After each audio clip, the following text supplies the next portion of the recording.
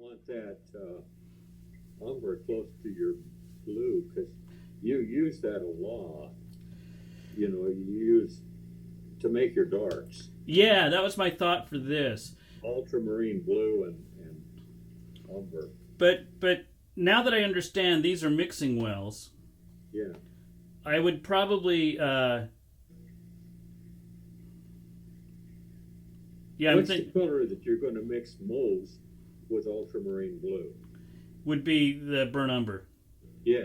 So have it close by. I'll start it down here. Okay. So let's put That makes sense. That's good. I'm going to put a little bit of it in here. Okay. In the beginning, I think I'm going to go. I'm not going to just put huge gobs of paint in here. I'm going to start out small because we might change where we're setting these things up as we go. So I'll put like that much in there. You see that? Yeah. Yeah. Well, don't worry about it because we have water and paper towels to clean out. Yeah. Well. Yeah. I'm going to use that ultramarine right there. I'll use that today. Oh, come on. You're so. What's the word? Scotch. So. What? We used to call people who were very. Fastidious? Yeah, about. They were very, very cheap about using money. Oh. Scotch. What does that mean? Scotch people are very. Penny pinchers. Yeah, they don't like to spend money. Thrifty is what we like to call that. Yeah, thrifty. Yeah. Well, I get your point that if you're going to have the joy of your life being painting, spend your money on the joy of your life stuff. Oh, yeah, that's it. Yeah. Because, being real persnickety about things like that is opposite to what we're trying to do with the painting. And with your life. You're easy. You use it up. You don't care. Yeah. Acres and acres of paper, tons and tons of paint. All right. That's what you're going to use. See? There we go. There's my ultramarine. Okay. No, but part of my not squeezing this whole tube into this hole here is I might tomorrow want to move that hole. I want to paint with this thing for a week or so and kind of figure it out before I commit to huge amounts of paint. Yeah, it's going to change. Yeah. Yeah, it'll change. Yeah, okay. Okay, so now this is kind of a foundation of my dark, and my whole focus, it seems, for the last 2 months has been getting the darks dark enough. So that's kind of, a foundation of my brain of, painting. I want dark darks. Yeah. Okay. Yeah, you do. Now my lemon yellow, which is going to be a mainstay of a lot of my mixing. It's going to be a big part of my greens and all that earthy stuff. So I got to figure out. So this palette is completely different. This one I'm going to forget how we had this one and just don't look at that. Yeah. So my sky colors I guess will be up in this corner since my blue is here. And I have these little tiny wells. Let's see here. Where's my brush? Yeah. However, yeah. However, I do see this is. Do you think I should go? I'm not going to go bigger than this for now. This is that's not even a 1 inch. That's like a 1 inch. Yeah, that's probably what you'll use for the size paper you're going to be working on. Right. That's my point. Is my paper is the size of this clipboard. Yeah. Right. So it's okay if I use this well for my turquoise because I only. You'll notice that in the mixing wells, the slanted mixing wells are larger. You could put a lot bigger brush into those. Oh, good point. See that? Yeah. And so let's say you mix a sky where you've got the blue in the big slanting well there, where your finger's pointing. Yeah. And then you could take a great big ache, like right, a couple inches wide, stick it in there, and make 1 or 2 passes across the sky of your painting, and be done. And be there. Yeah. Would you mix with one brush and then paint with another? Yeah, I would paint with a brush, and then I used to have 2 brushes in my hand, in my left hand. Right. One was the where I applied the paint with, and the other was a a mixing brush to kind of mix it and blend it. So here's my turquoise. I'm going to put it right there. Okay. And I might as well just squeeze more because I'm going to use it eventually. Or is that the other argument for being careful with paint, is that, like, I use the smallest dab imaginable once a day of this turquoise. It's like one bristle. Leaving it in the tube keeps the paint fresher and mold free, right? Yeah, it does. That's best. It's best to do that. Well, right. So that's my other point of not filling these wells up deep with paint. Yeah, I wouldn't put a lot in there. Right. But you want enough that you don't have to fiddle with your tubes while you're painting, right? Yeah. Right. Okay. So now I have okay, that's my French ultramarine. I want to get a secondary blue, and the most common secondary blue seems to be my cerulean blue. Yes. And that's what I was using for the sky. Yeah. Yeah. So where's my Yeah. So there's a cobalt, there's a Flado. The blues that you should use would be French ultramarine blue, Got it. cerulean blue, and if you want a neutral blue that is you can lift out really well, it's cobalt. I have a lot of cobalt that you gave me. Yeah, Let me look at my. it's a neutral blue. Let me see if I have a cerulean. Yeah, here's some. I used to use a lot of that. Yeah. Here's cerulean. Here's cerulean. Okay. This is fun. Cerulean blue genuine. This is Da Vinci. Yeah. Ah! Pliers. Yeah, I'm being thrifty with everything in life because I'm unemployed. And being unemployed, you gotta drink the cheaper beer, which is fine. It's just part of life. If you need something, tell Mary to send it to you. Yeah. No, we're fine.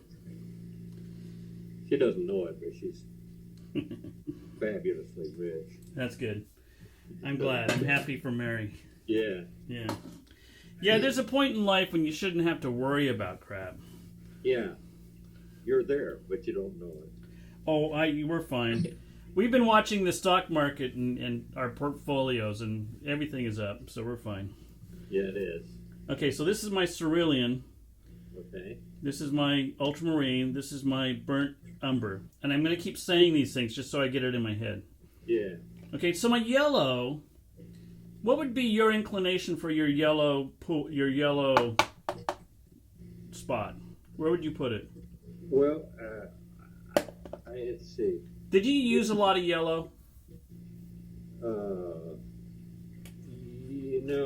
not a lot. I used more earth colors, like umbers and siennas. So you see pure yellow as a rarer thing. Yeah, very rare. You won't see pure yellow in nature.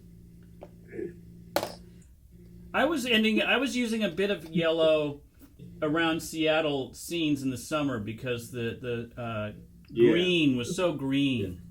Yeah. It was a bright green, and so I was trying to create bright greens by using yellows. Yeah. Yeah, you would need to. Okay, let's look at the rest of these obvious colors that we need to use. These are the colors I wanted in the palette, and the greens we can talk about last. I have my siennas. So this is my burnt umber. I guess I could put my raw umber next to it so I know where it is. Okay.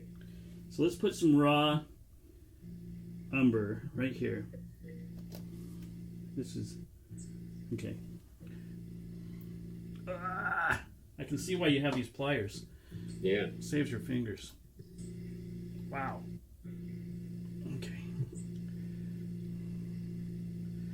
So this is going to be my raw sienna. Yeah. I was watching Cronin last night, and he was saying how he doesn't care about color. He says color is so secondary to his painting. Yeah, right, and it's really true. It's all about values. It's all about that. I've drummed that into you so you know that. Yeah. A lot of beginning painters don't realize that. First thing they look is the color. They try to match the color right off. Well, yeah, that's the instinct, right? Do. Yeah, you don't want to get into that trap. You know. Okay. Now, I'm kind of cleaning as I go. I kind of go into the siennas next. Yeah, that was my thought. Is I have I could put the siennas down here in these bigger pools. Yeah. So let's keep them in the same order. So I'm going burnt, raw. It doesn't matter because what's going to happen is my brain will pick it up. Yeah. So I'll put raws. I'll put the burns towards this corner. There's some sort of weird logic in my head for that. So this is my raw sienna. What would be left of my raw sienna? Yellow. Yeah, so I could put my yellow down here. Yeah, yellow and then sienna, raw sienna, and then burnt sienna. Yeah. I'm trying to create something that makes sense. So here's my raw sienna. I'll put some in there. Yeah. I'm gonna start buying bigger tubes of the stuff that I use. Yeah. Once you get it down to the paint you need, then just buy big tubes of that. Yeah. Because you're only going to be buying a dozen different colors. Yeah. So this is my burnt sienna. So I got my raw sienna, and this is the burnt. Yeah. I do like these colors. Yeah. There we go. So we got all our earthy tones out here now in this corner. Yeah, that's good. I like having some of these open so that you can do little squirts like you were saying. Well, we have Payne's Gray we got to stick in there. Now, I have a small tube of Payne's Gray. I need to order a big, I think I might have ordered a big one. I have to go back and look at my orders. Because I know I'm going to be using more Payne's Gray. This is my Payne's Gray. This is Cotman. Yeah, that's the student grade. It's good. Okay. You don't have a tube ringer, do you? No. Oh, maybe. It might be in your stuff. If you got to look for it. It has a little crank on the side. Yeah. And you stick the tube in there and then close the jaws on it and turn the crank and it milks it. Yeah. Gets every last bit out. Yeah. And then at the very end, you use your pliers to get the last bit out. Yeah. By crushing the metal collar under the cap. Right. Oh, every last molecule.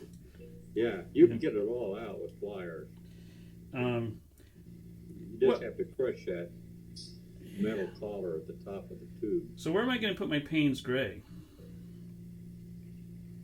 It can be anywhere you want. I know. I'm just thinking out loud. I use Payne's Gray primarily for skies. Right? And I might use it for mixing greens. I'd be sort of inclined. See, you've got your blue up there. Yeah. And I'd put the Payne's Gray where your finger is now. That's what I was thinking. In there somewhere. That's exactly what I was thinking. So let's get some Payne's Gray. I'm going to put it in the medium size, this larger well, because I think I'm going to use a lot of it. Yeah, you will.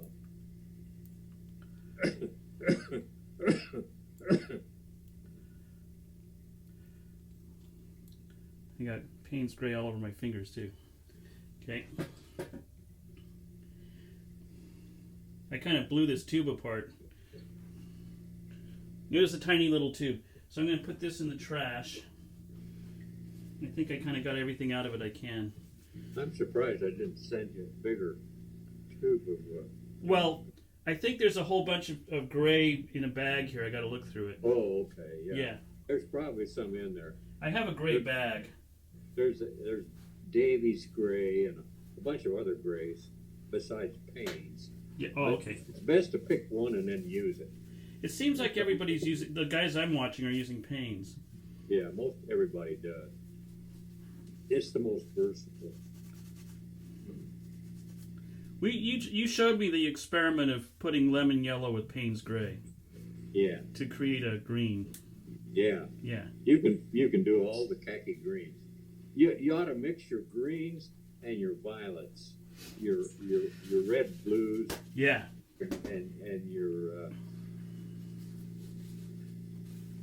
and your greens. You mix those. What I really like about watercolors is I can clean up really easy. Yeah, Yeah. yeah. That's what I liked about them too. I fancied myself an oil painter, and maybe someday in the distant future I might try to paint oils, but I just like the cleanup of the water. It's so easy. Yeah, Plus of what you can do with water. Okay. and there's something about a watercolor sky that is very difficult to do with oil. Yeah. Okay, let's put my yellow somewhere. I guess I'll put it. To me, it seems more part of the earth tones. Yeah, I put it down in the corner there. Your left, yeah, right there. This is just double check. This is my CAD lemon yellow. Okay. Okay.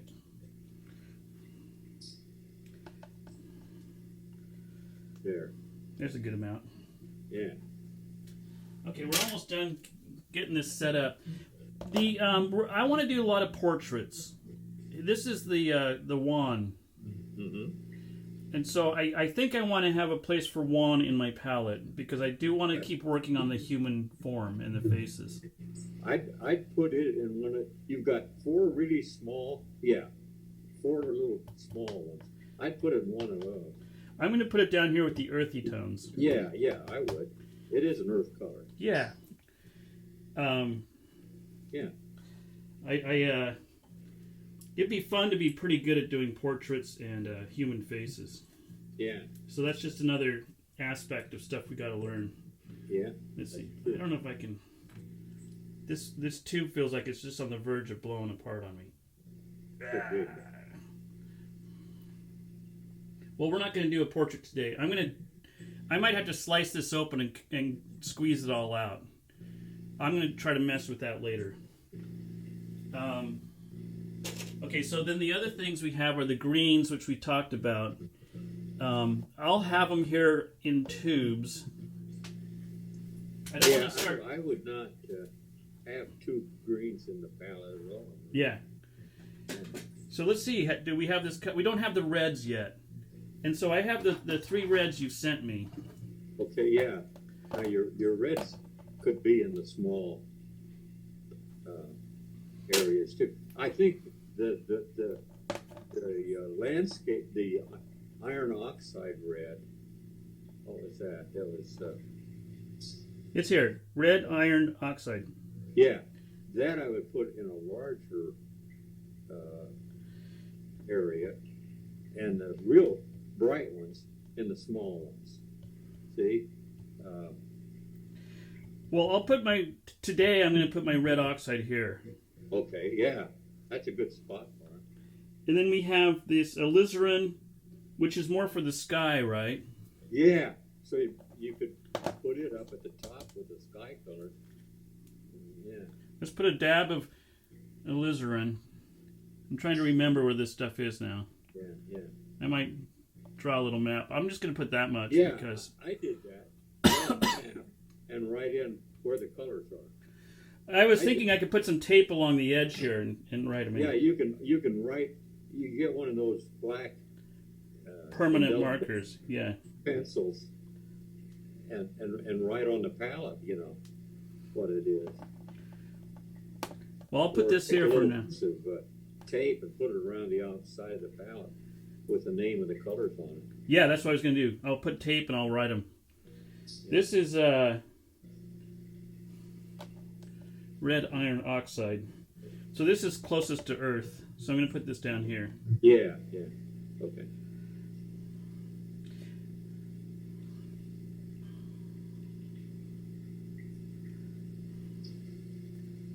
Good. And then we have this rose. And the rose, it seems like we used it in the sky as well, didn't we? Yeah. For clouds. Yeah, you use rose quite a bit. You think so?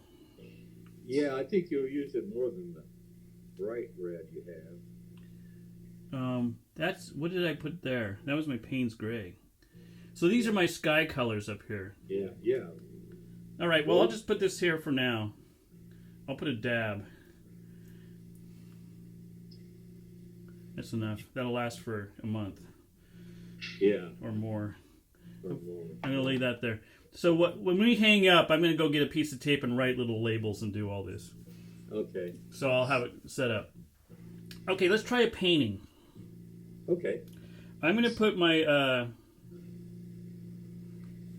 for the fun of playing with the new palette, I'm going to put my old palette away.